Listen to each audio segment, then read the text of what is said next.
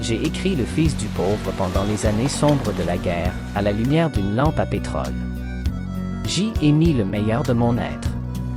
Mouloud Feraoun dans l'effort algérien. Le lieu de réunion le plus spectaculaire est la fontaine. Là, les femmes ne reconnaissent ni Dieu ni maître. Les jeunes sont chez elles et en prennent à leur aise. Libre propos, plaisanteries osées, chants. Les femmes, fouettées par l'air frais du matin, remontaient de la fontaine, la cruche mouillée, les pieds mouillés, le teint rose, jacassante et gaie.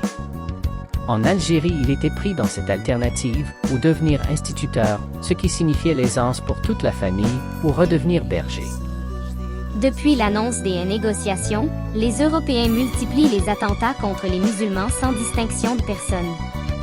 Et les musulmans tuent ou blessent autant d'Européens que faire se peut.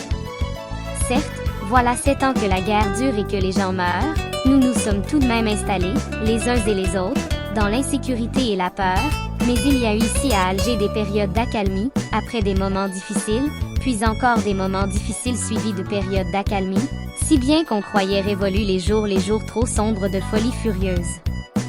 Des milliers de pauvres bougres se sont effacés peu à peu, sans bruit, laissant la place à d'autres. Ces autres sont venus du dehors où ils ont laissé les ruines d'une existence périmée, ils remplissent les quartiers arabes, prolifèrent dans certains bidonvilles, en créent de nouveaux, envahissent les immeubles géométriques en préfabriqués ou en briques et qui sont. Il y a des joies qui ne achètent pas, des plaisirs insoupçonnés, des bonheurs simples et tranquilles dont il faut jouir en cachette. Ces joies, ces plaisirs, ces bonheurs, nous seuls les connaissons lorsque nous allons le matin au champ faire la cueillette de la rosée. Tout occupé à ses études, Fouroulou ignorait le drame de sa famille. À 16 ans, il avait conscience de jouer son avenir sur des théorèmes de géométrie et des équations des algèbres alors que ses camarades s'inquiétaient surtout de leur toilette et rêvaient aux jeunes filles. Il y a sûrement beaucoup de honte à être heureux, non pas à la vue de certaines misères mais lorsque le bonheur semble narguer. Ce défaut les Kabyles ne l'ont pas. Par pudeur le riche se cache pour bien manger et le pauvre pour avoir faim à son aise. Il adorait sa mère et son frère mais cachait son affection au fond de son cœur comme une faiblesse. Nos efforts ne pourront jamais changer tout à fait ton visage. Nous, elles, en laidissons, peut-être, par nos tentatives et nos imitations. Tu es la couleur de la terre, tu es fait de terre. La terre est saine, modeste et pure comme une paysanne pauvre mais de bonne naissance. Je revois Nana allongée sur son tapis de noces et couverte d'un linge blanc.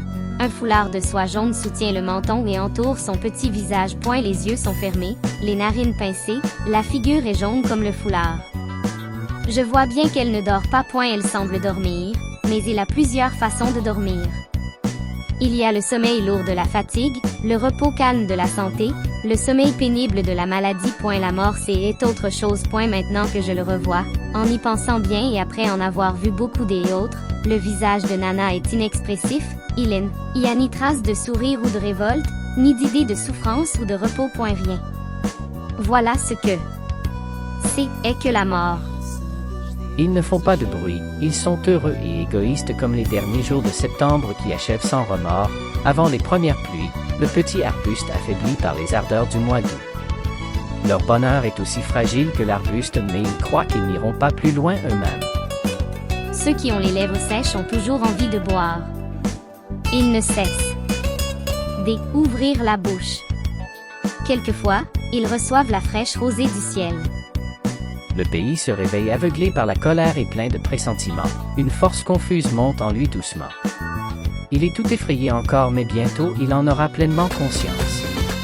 Alors, il s'en servira et demandera des comptes à ceux qui ont prolongé son sommeil.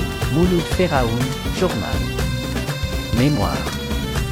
Il y a des joies qui ne achètent pas, des plaisirs insoupçonnés, des bonheurs simples et tranquilles dont il faut jouir en cachette. Ces joies, ces plaisirs, ces bonheurs, nous seuls les connaissons lorsque allons le matin au champ faire la cueillette de la rosée.